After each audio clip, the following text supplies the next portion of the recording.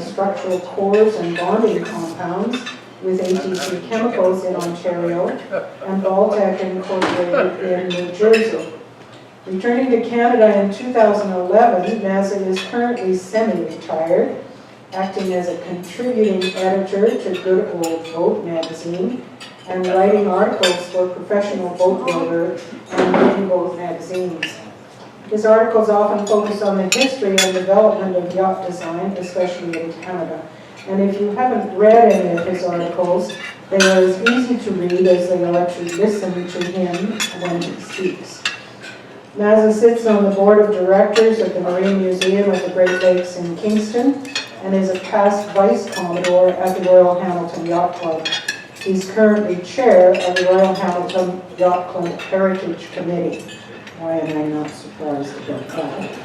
He continues to follow his interest in the history of yachting, and today he will share what he has learned on his visits to marine museums in Sweden in search of Frederik Henrick Chapman, is that how you said it?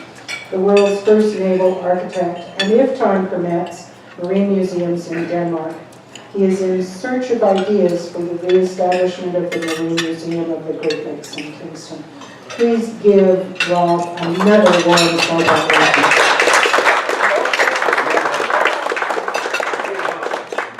Thank you, Diane, and thank you all for joining me once again in this, this exploration of things nautical. It's always nice to have an interesting and interested audience. I'm going to start off with a question. This is a drawing. Has anybody seen this drawing before?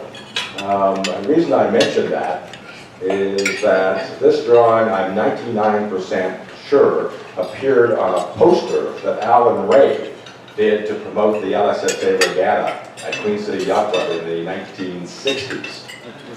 Does anybody remember that poster? It was a very striking poster. It was black man of war on this gloss white background with the words LSSA Regatta, Queen City Yacht Club underneath it. And just the contrast of this heavy 17th century, 18th century man of war promoting a dinghy regatta, I thought was an interesting juxtaposition. But it turned out this was my first exposure to Chapman. This is a Chapman drawing. And I don't know how at the time I knew it was Chapman, but it started that started a lifelong, sometimes back burner interest in this individual. And I should say that this presentation is going to cover a lot of ground, both literally and metaphorically. And a lot of my presentations, I tend to go on longer than necessary. So I asked Diane to fulfill the role of the late Jim Taylor. And if you see people dozing off or running for the exit, you stand up and clear your throat and say, Rob, is there a logical place to sum this up? So this trip started, a Scandinavian adventure started with an invitation from John and Maureen Vickers, the couple we did the narrowboat trip in England with, and just recently did a BVI charter with. They said they were going to charter in the Baltic, and we'd be interested in joining them. And that sparked real interest in me because I knew that Chapman was Swedish. And if I was going to explore the background of this individual Chapman, I should be going to Sweden. So we jumped at the opportunity, and we did a Norwegian cruise line cruise of the Baltic, starting in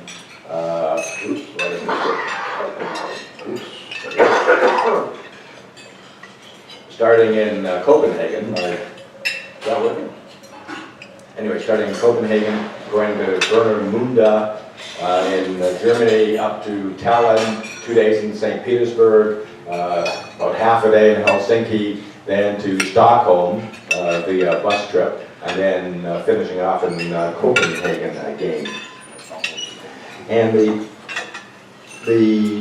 as Diane mentioned, I'm on the board of directors of the Marine Museum of the Great Lakes at Kingston. So another feature of this trip was to explore as many marine museums as we could find in this whole area. And I think through Zah's diligent research, we actually found 8 of them, of which I'm going to be talking at least about 2 of them.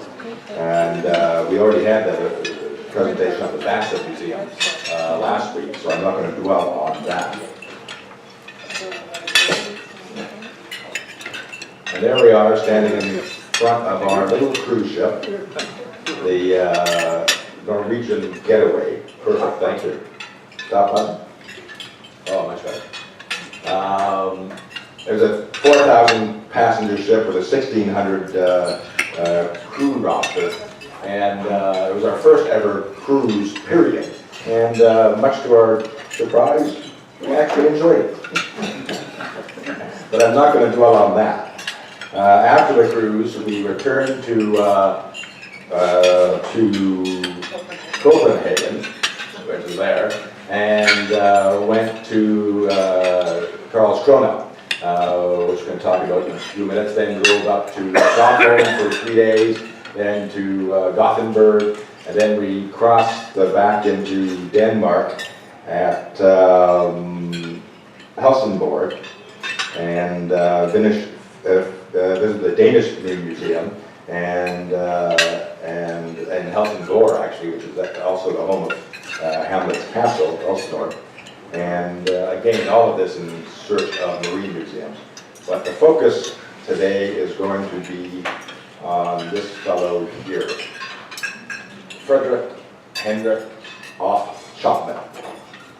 We touched on him during the discussion of Mazza. He basically pioneered the whole profession and science of naval architecture. He changed it from basically a craft to a science. And he did that by publishing a monumental book called Architectura Navalis Mercantoria, which we're going to talk about as this presentation goes on. He is the son of an English seaman, a Yorkshireman actually, who left England and enlisted in the Swedish Navy. His father ended up being the manager of the Swedish shipyard in Gothenburg. His mother was also the daughter of a British shipwright. So shipbuilding and ship design literally was in his genes. He drew his first ship's plan at the age of 10. By 14, he was apprenticed as a shipwright in his father's shipyard. At 20, he was working in shipyards in England, obviously through his father's connection. He was working in London. And soon after that, he returned to Gothenburg to become a partner in a small shipbuilding company.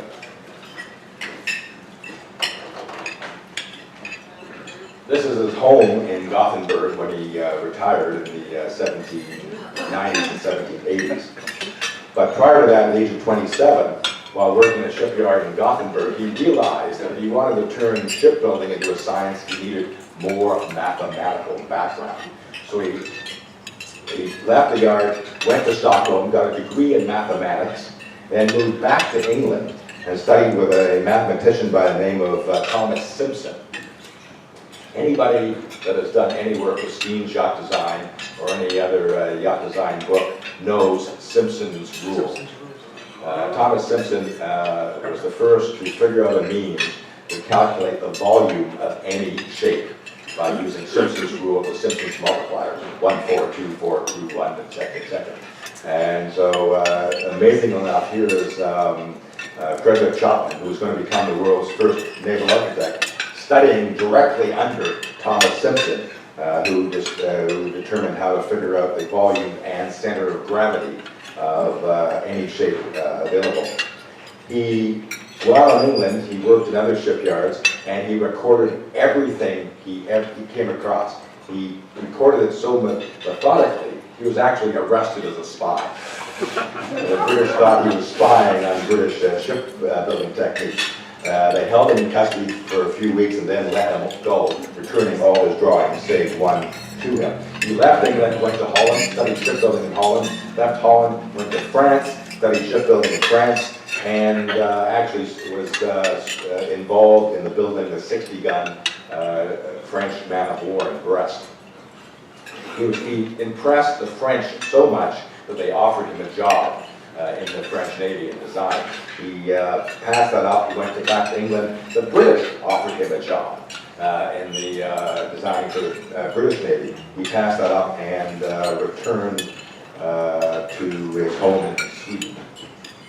And at that time, keep in mind that Finland at that time was part of Sweden, and Sweden actually was a fairly major naval power which controlled most of the Baltic, and of course had access to the open sea. And the Swedish Navy handled all operations in the open ocean, but the Swedish Army handled all operations in the Baltic.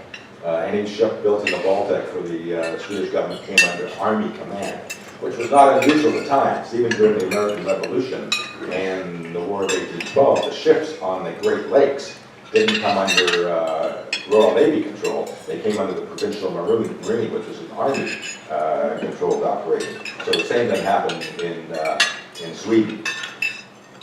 At the age of 36, in 1757, he was made the assistant shipwright at the Royal Dockyards of Karlskrona down here. And subsequent to that, he was stationed up here in Strasbourg and in charge of the design and building of ships for the inland fleet. And the primary reason for the shipbuilding of the inland fleet was fear of Russia. St. Petersburg had just opened as a naval base. The Russians were looking for access into the Baltic and into the high seas, and the Swedes were looking at blocking that access. The Swedes were supported by the French in that endeavor. At this time, Chapman was investigating the optimum shape of ships and came up with the parabola rule for distribution of buoyancy in a ship.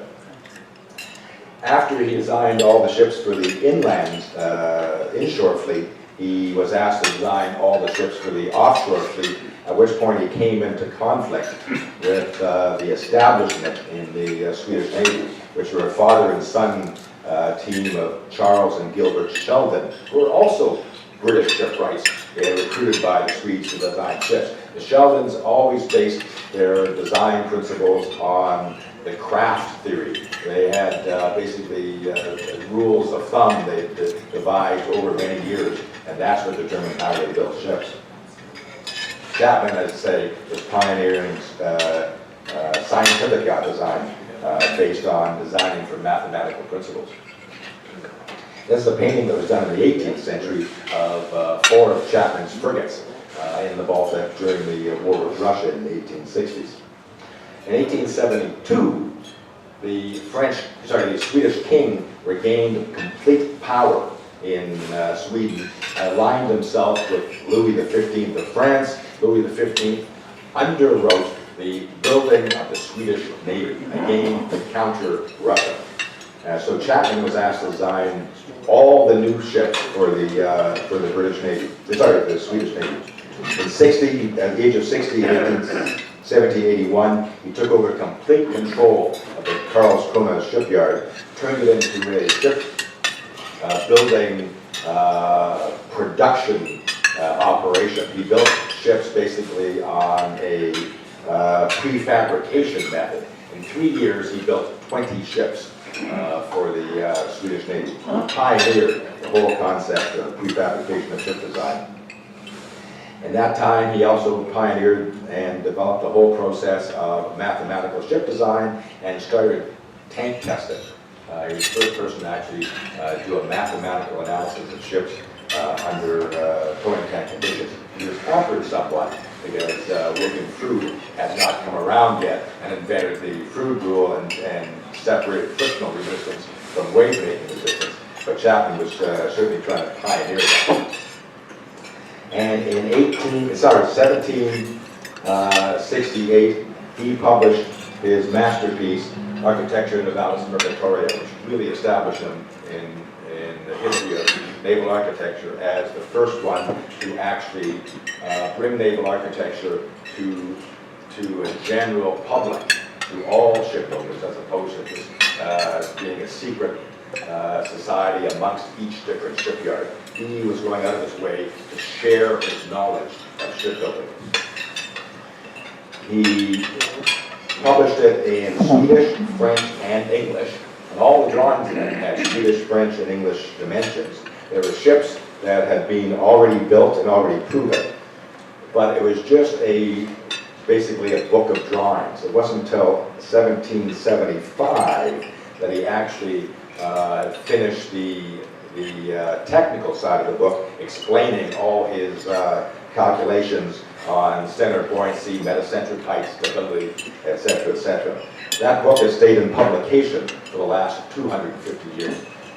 This book here actually was a gift to me by the starboard watch on the 41-foot Charisma in Cowes in 1983. I saw this in a bookstore in Cowes. I didn't think I could afford it. It was so expensive.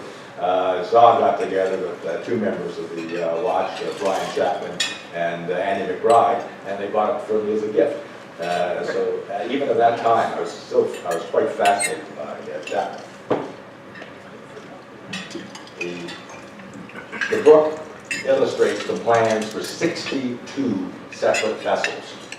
This is plate number, 31. And I picked it to start with because it has the illustration that we opened with, that ship up at the top there. But in this particular illustration, he also explains his theory for developing the resistance of ships by converting the bow into some sort of plate that you measure the area and then calculate the resistance. I'm not sure how that works. I'm not sure how accurate it was, but it was Chapman trying to come to grips with the whole concept of figuring out drag of vessels and specifically stability. This is a English East Indian. I say, this wasn't just his own drawings. These are drawings he collected over his time in England, Holland, and France. And he published drawings of ships that he knew were successful. And I think this is the drawing that David was talking about, the careening of a ship, I think. Yeah? But he also handled all sorts of different craft. If you look at this one, he has two what's called flyboats. But he also has here an ice boat. Wow. This is obviously a Dutch ice boat he found in his travels in Holland, and he recorded that.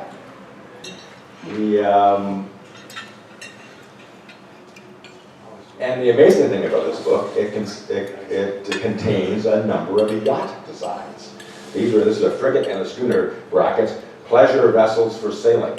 And this is 1768. He's talking about recreational sailing. And the interesting thing about these, and he says a number of them, look at these. Look at the sections on these. Aren't they beautiful? Those shapes I would almost call sensual. No, but very low resistance, I'd say. So Chapman was not only interested in warship design, he was interested in design of all vessels. And I say the 62 vessels in Architecture Navalis Mercatoria covered the whole gambit of shipbuilding, from warships to yachts to ships, boats, and to ice links. And interesting thing about this illustration, of course, is it contains what he called an English eight-oared barge. This was for ceremonial purposes, obviously, and Chapman himself designed and had built all the barges and yachts of the Swedish royal family while he was at Karlskrona and Spitsberg. And this is a Chapman design barge that is still in use today by the Swedish royal family.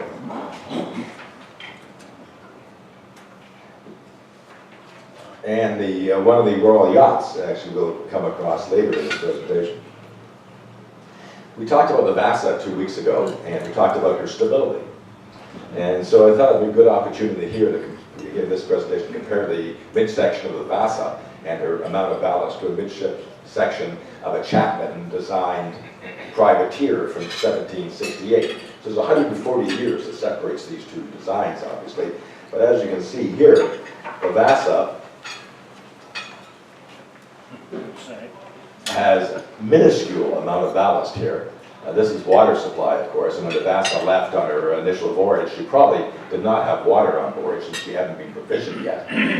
So her only ballast was here. You compare the beam of the boat to the height and the two gun decks here. You look at this privateer, the amount of ballast in this privateer surrounding all the water on a single gun deck ship, and the beam of the boat compared to the height.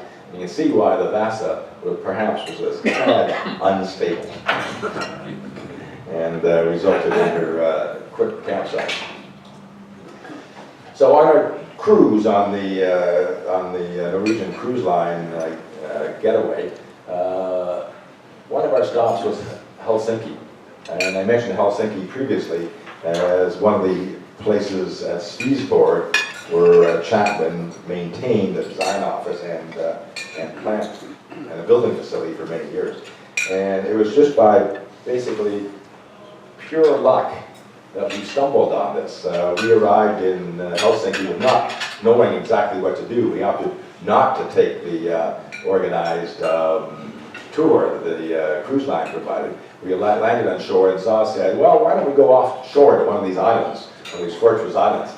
So we got on the, and actually the route we took on the ferry was, we left Helsinki there, the little ferry went around here, came through here, up this inlet, and docked right there. But over here, I'm not sure you can see it, there's a crane there, and that was the shipyard that we were heading to.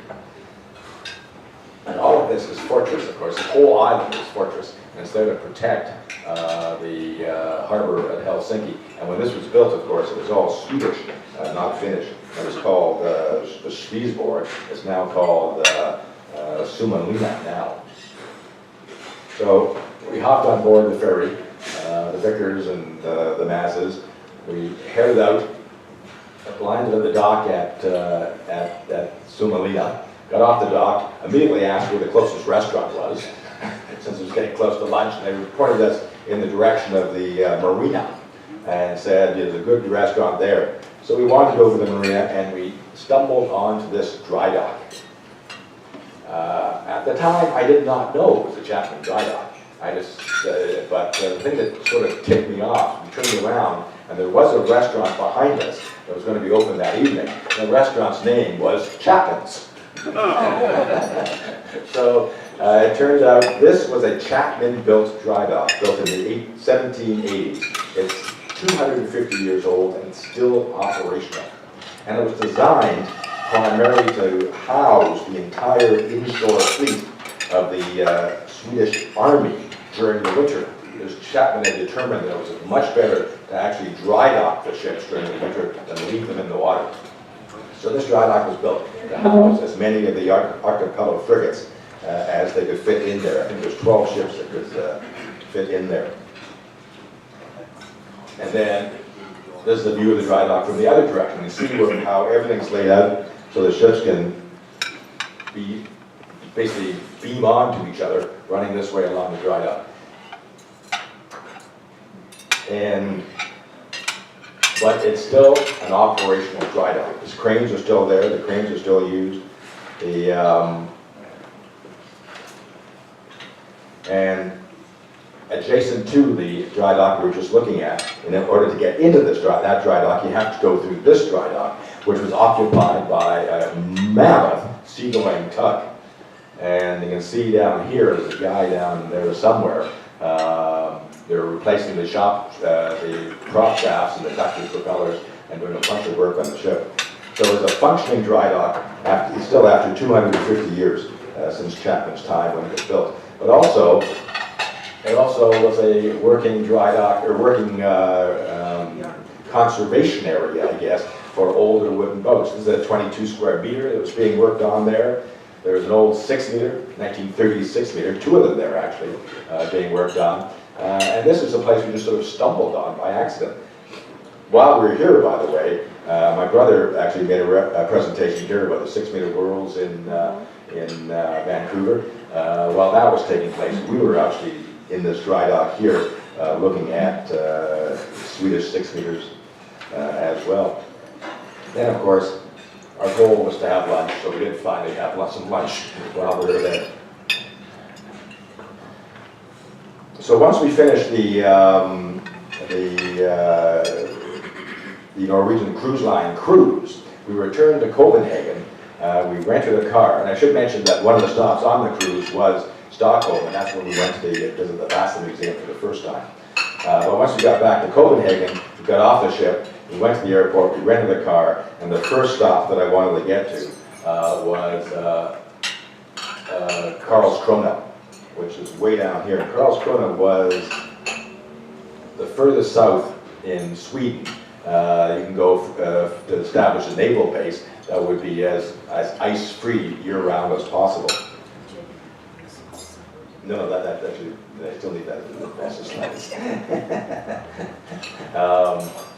And this is our hotel in Karlskrona. We drove there, went over the Malmo Bridge, that's called. Malmo Bridge. And then arrived at Karlskrona at night, woke up in our hotel room. Another typical drizzly day in Scandinavia, it rained a lot. But the town is a very historic, almost medieval town, which we enjoyed very much. And this is the Karlskrona Naval Base. This whole area here is a UNESCO historic site through here. The whole naval base, which is still operational, has been declared historic site. Primarily because it's still intact from when Chapman built it in the 1780s. And specifically note here, this building here. I'm going to see that in a few minutes. This actually is the Marine Museum we went to over here. And this is the Naval Yard. And I should add that when I was with Baltac, I was the Global Marine Market Manager, which is a very impressive title. And I flew to Europe and hooked up with our Swedish representative, and we flew to Visby to visit a cargo builder. Then we flew to Karlskrona to visit the Swedish Navy, who were building composite corvettes. And where they were building them was right in that shed there. But it's that shed there that is, I want to talk about right now, because this is a model of the Karlskrona Naval Shipyard in 1780 when Chapman was there. And that building we saw is that one right there. It still exists. This is the rope walk. That still exists. All these buildings are still in existence in that shipyard. Unfortunately, because it's still a operational Swedish naval base, we couldn't get on the property to look at some of these older buildings. So we were restricted to the museum itself, which was a full day's operation as well.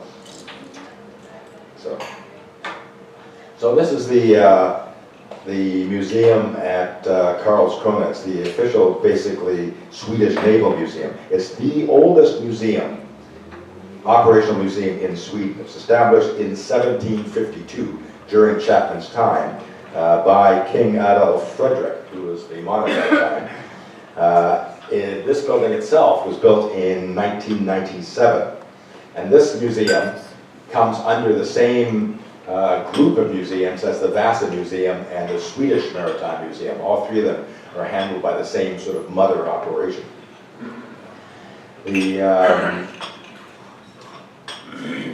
That's a view from the water side. And what's interesting is all this glass here, which when you go in the museum, actually houses their figurehead collection. And all these figureheads date from Chapman's time. He was the one that chose the sculptor to do all the figureheads for the Swedish Navy. And all these sculptures were done by that same carver.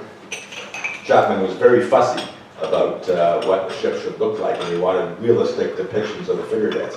But I should also point out, and it is noted here, he was the first naval designer to get rid of figureheads. he removed figureheads from all the naval vessels because they're just extraneous weight and the wrong end of the boat. And he just replaced them with basically a coat of arms. They knew the detrimental effect of weight and the end of vessels. The museum itself, as I say, is a naval museum, so it has a fairly extensive collection of Swedish naval vessels. This is a little coastal protection vessel.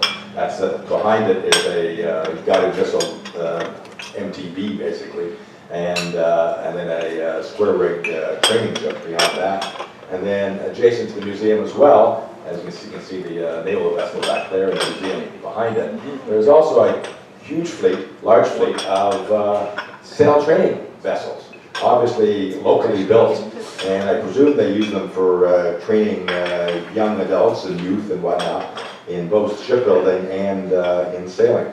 So it's a very, again, from the point of view of looking at what other marine museums are doing to integrate themselves with the community. This is a marine museum that not only focused on naval history, but had direct involvement of the community through these sailing activities. But the real joy of the museum from a Chapman aficionado like myself were the models. And all these models were built either by Chapman or under his supervision, illustrating the ships that were being built at the time in 18th century Sweden. And specifically, this is a 60-gun frigate. Well, a 60-gun is larger than a frigate, I guess. Third grade, I guess, nowadays, called the Mazza class. This is over here is what they call an archipelago frigate, and this is a Algerian Zebak. And the significance of the Zebak I'll get into in a minute. But again, from the point of view of looking at how museums operate, this museum was touchscreen.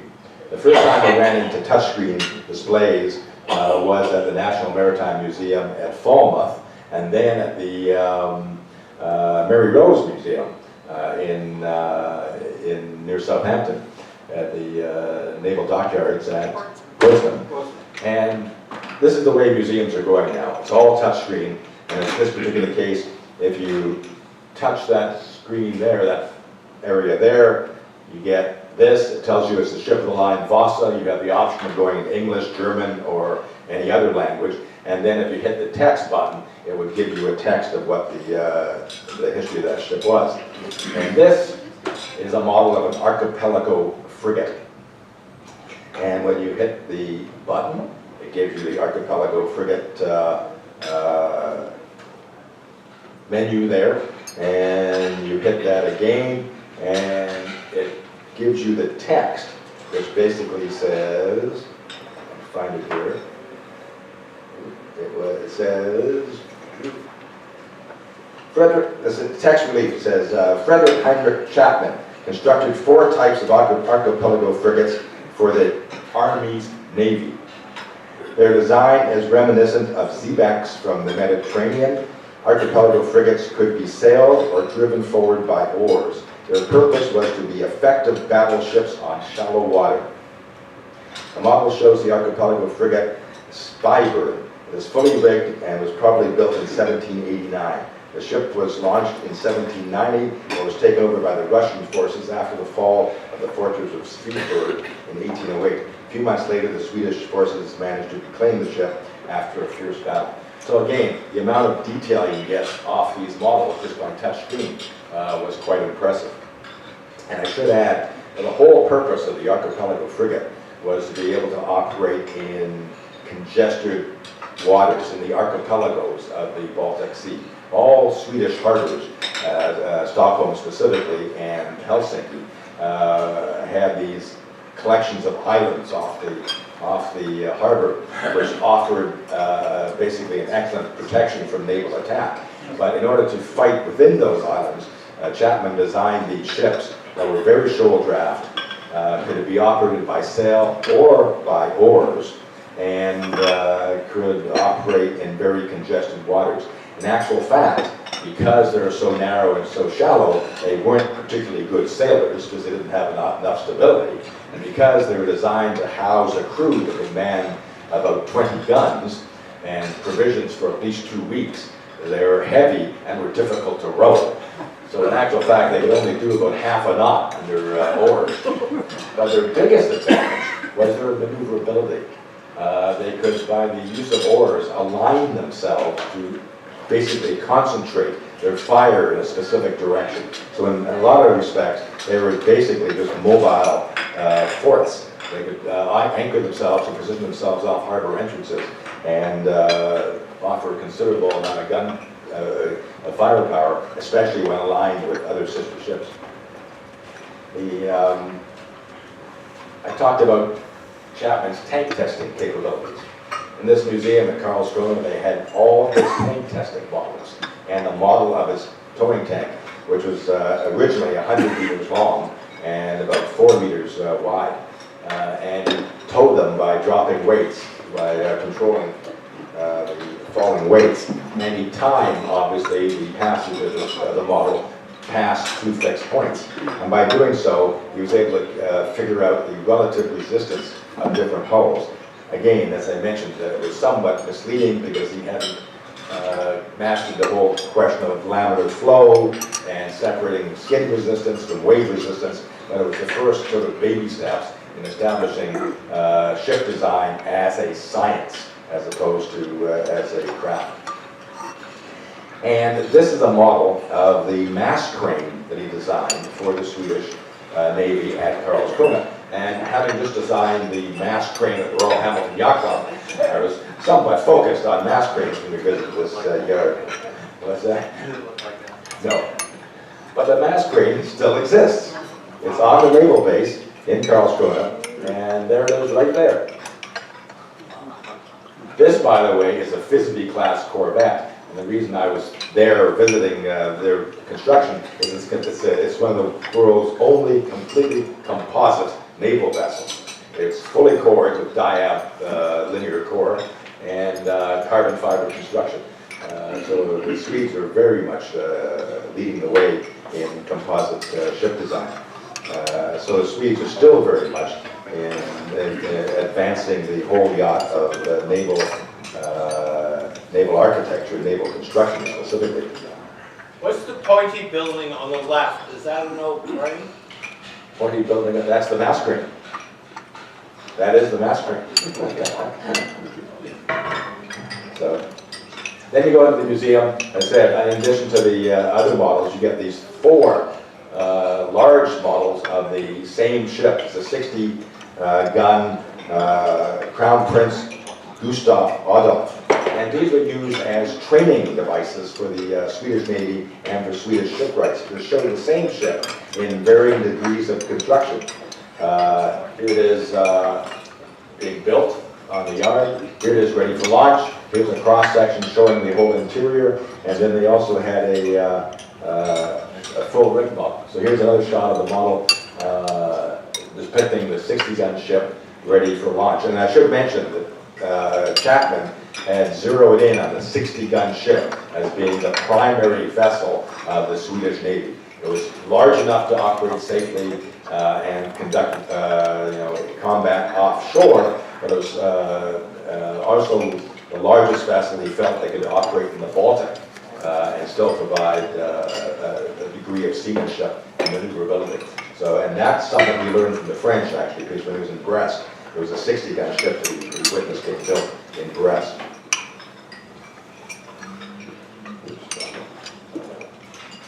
And this is the full rig model of the same ship, 60-gun man of war, and a detail of the model, because anybody who is into model building would certainly enjoy any of these museums you visit. What's the scale of these models?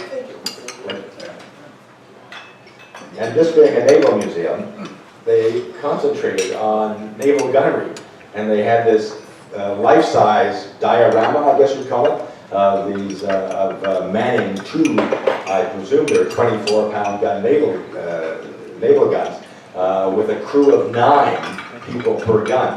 And they had a diagram adjacent to the display showing what each man was doing at the time. This fellow here, of course, is knocking down the temporary support structure in the below decks in order to create more room to man the guns. And down here, there's a little powder monkey boy, I think, here, right around powder.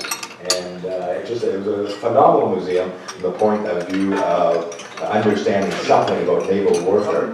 They even had a video game for the kids where you could actually sight a 24-pounder with a ship going across your bow, which I enjoyed playing with immensely.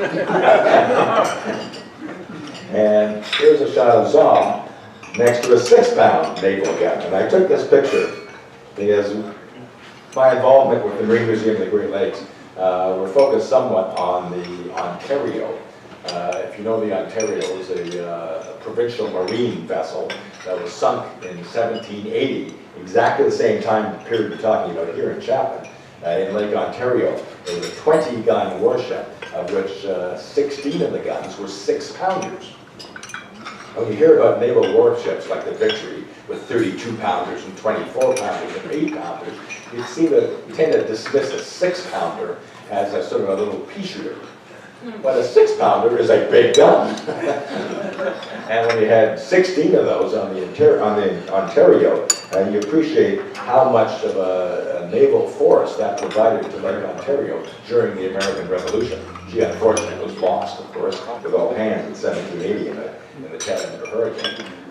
But I took this picture just so I could remind myself how big a 6-pound gun really was. And one of the other displays they had, they mentioned that the archipelago frigates were designed for rowing as well as for sailing.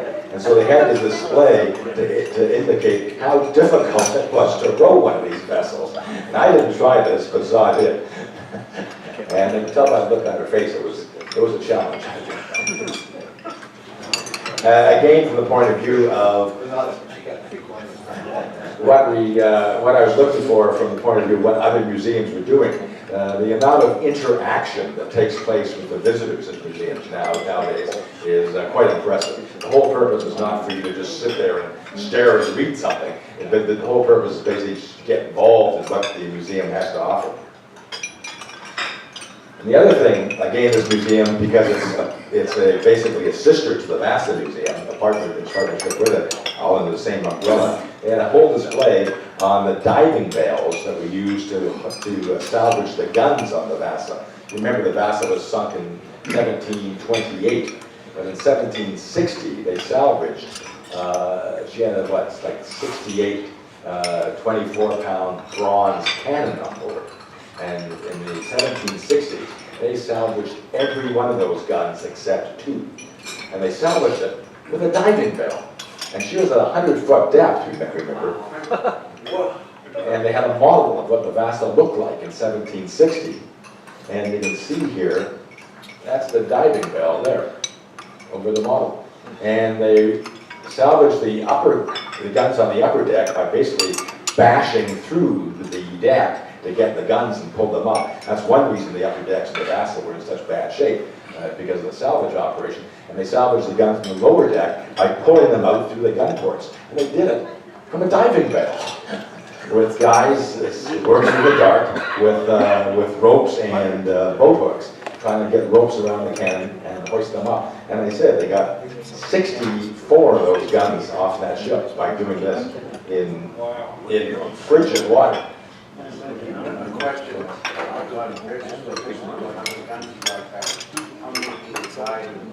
not many.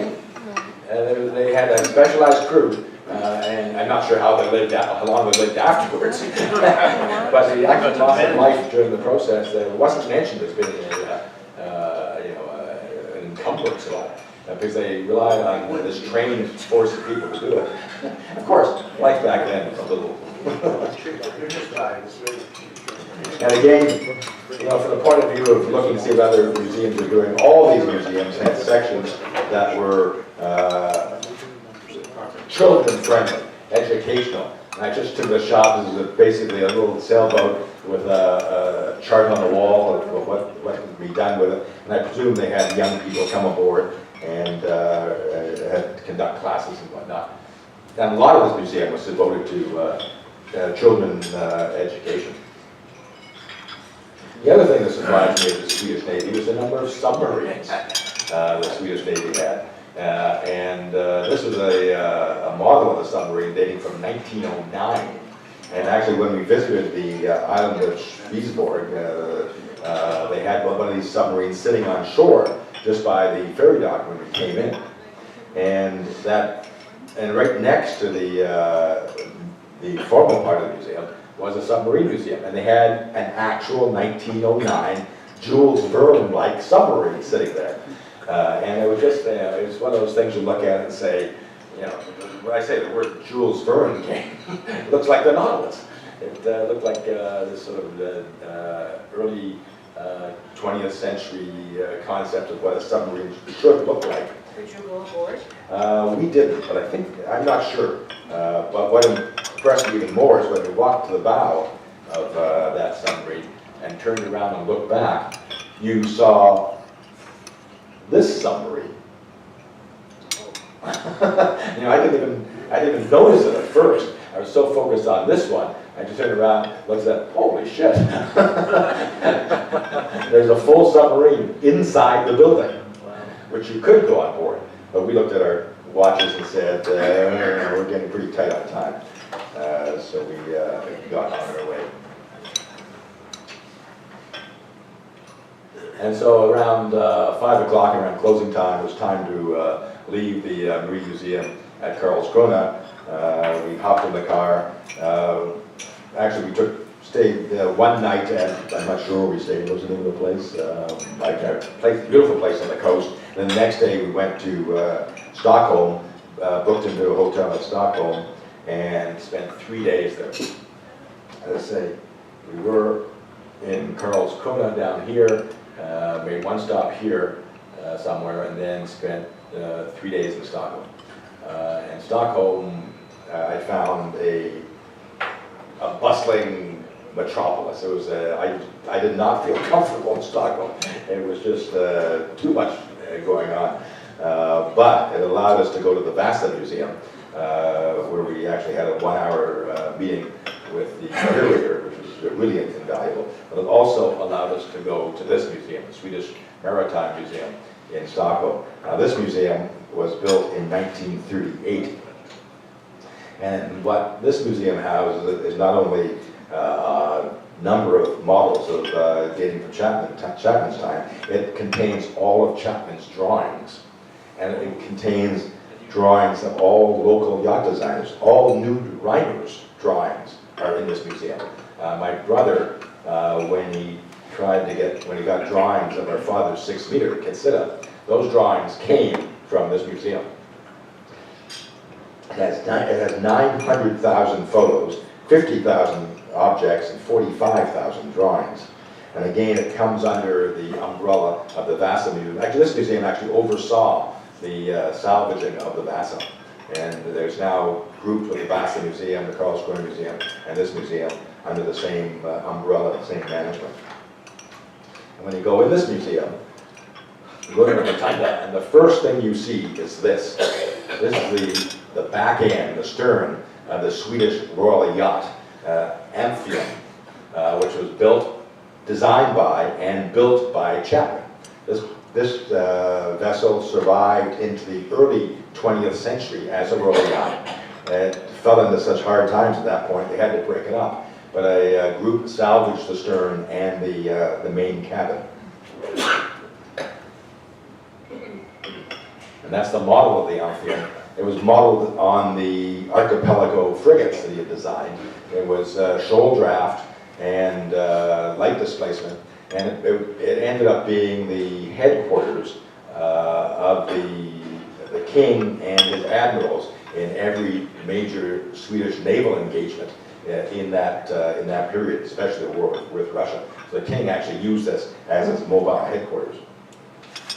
And when you turn the corner after seeing the back end, you actually go in and you can see the main cabin of the royal yacht. And these windows back there, of course, are the windows that you saw on the stern as you came in. So they're able to preserve this. And then overhead, there's a cupola that opened up onto the deck of the yacht, and they preserved all that. But the most impressive part of this museum, again, is the model collection. And this is one of the largest of the archipelago frigates, showing how it would look when it was operated by oar. They had 4 men to each oar. This was basically a sailing vessel that could be rowed. And as I mentioned, the rowing was not all that successful because of the heavier displacement required on these ships. They could do about half a knot under oar power, which was not a great deal of speed, but it did allow them to maneuver, which is their biggest advantage. And I'm not sure you can read this, but it shows the name of the vessel, the class and the name of the vessel, and it says by Frederik Henrick Chapman, and the model was supervised by Frederik Henrick Chapman in 1771. So my search for Chapman artifacts was proving very lucrative. And this is another shot of the same model showing the amount of manpower required to row this thing. So they live on that? They lived on it, yeah. And that's the problem, because it had to house that many people to man those guns and those oars for at least 2 weeks, which made us a very heavy vessel to row. And where these vessels came from, actually this is smaller versions of the vessels. Again, these are Army vessels, not naval vessels. They're designed for inshore use. They're designed to be powered by oar or sail.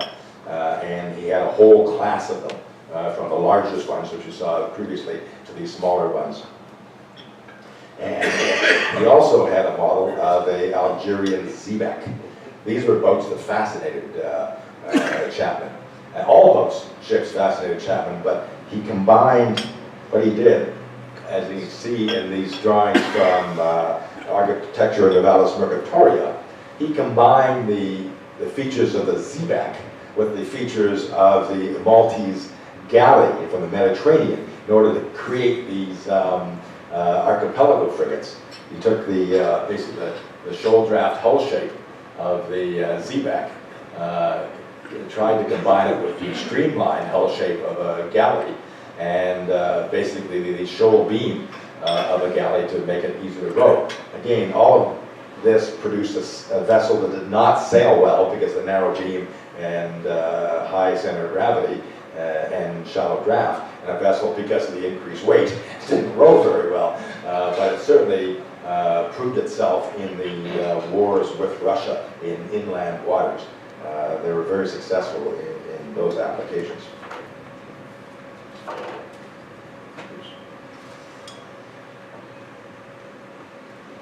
And so, again, more models of vessels he designed for the Army. These were, the whole purpose of these ships was to support amphibious operations for the Army, either in defense or in offensive operations. And they generally carried 2 guns. This one here has a field piece, actually, that could be taken off the ship on the shore for military operations. And as I mentioned, he was fascinated, Chapman was, by vessels of all nations. And he really zeroed in on vessels he thought were successful. Mm-hmm. And this is a British cutter of that period. Again, the write-up for it refers to being a Chapman model. Scale 124. And I can't. One unfortunate part of this museum, of course, was all the displays were in Swedish. But they did give you these little telephone things that you could walk around with and get some information on specific models, which was interesting. But they're planning to update to English. Yeah, they're going to plan to update to English because they're tourists who begin more English. But again, going back to Architecture of Navalis Mercatoria, this is his drawing of an English cutter in that book. So you see him collecting models and doing drawings of ships of all nations that appeal to him from a design point of view. After he did all his work for designing all the vessels for the Army, for the inshore fleet, with the money that was pouring in from France to counter the expansion of Russia, he turned his focus to building all new ships for the offshore fleet, which meant now he was working for the Navy as opposed to the Army.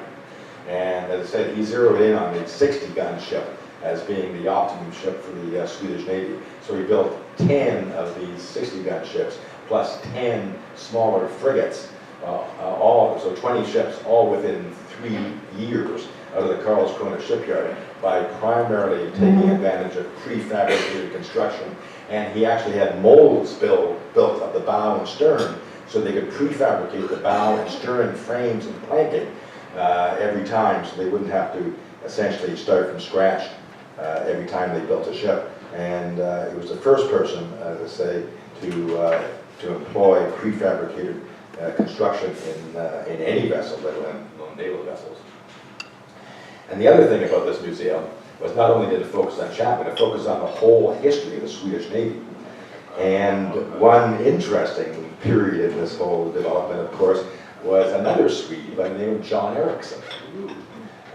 Anybody who studied naval architecture knows John Ericsson, who was a Swede and basically didn't invent, but certainly perfected the screw propeller.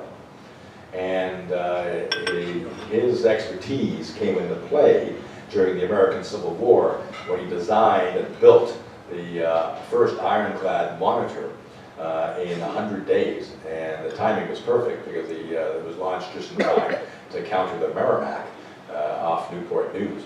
And John Ericsson was a Swede. There's a statue to John Ericsson in Gothenburg, and there's this model of this Ericsson ironclad is called John Ericsson. And the whole museum follows the history of the Swedish Navy right up to modern times.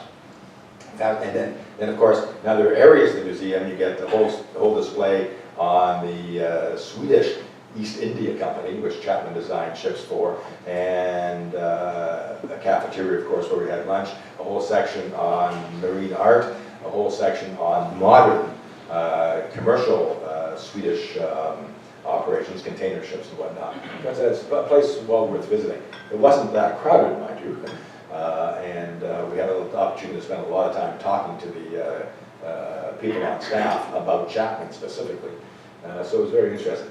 So anyway, after we left Stockholm, we went to Gothenburg, where Chapman started his career and where he was born. And they have a marine museum at Gothenburg, but it's primarily modern ships that are in the water, modern meaning 20th century vessels. But one thing they did have was a recreation, a replica of a Chapman designed Swedish East India Mint. And it was moored across the river from our hotel. It took a little bit of a drive to find out where it was. And unfortunately, it was a Monday, so it was closed. But it was interesting to see a ship that had been built from Chapman's original drawings of what an East India Mint should be. And he designed basically 3 or 4 East India Mint. When he was, at that time, the Swedish East India Company was basically falling on hard times. And the ships he designed were the last ones they actually built before they closed the company down. So from Gothenburg, we went down to Helsingør, crossed the ferry from Sweden to Helsingør, and basically our next stop was the Danish Maritime Museum. That, by the way, in the background is Hamlet's Castle at Helsingør, right there. We didn't get a chance to see that. But this is the Danish Maritime Museum. And we walked over to it and said, "Where's the museum?" And in actual fact, it's underground. And it's actually housed as part of a dry dock. All these ramps here are ways to get into the museum from ground level. And all these ramps actually, and all the scaffolding here, I should point out, is there because there's a slight structural problem with the ramps. It's only 5 years old, yeah. If you actually walk on the ramps with a large group of people and they're all in step, the ramps start to bounce because they're all aluminum. So now there's major rebuilding process to stabilize the ramps. But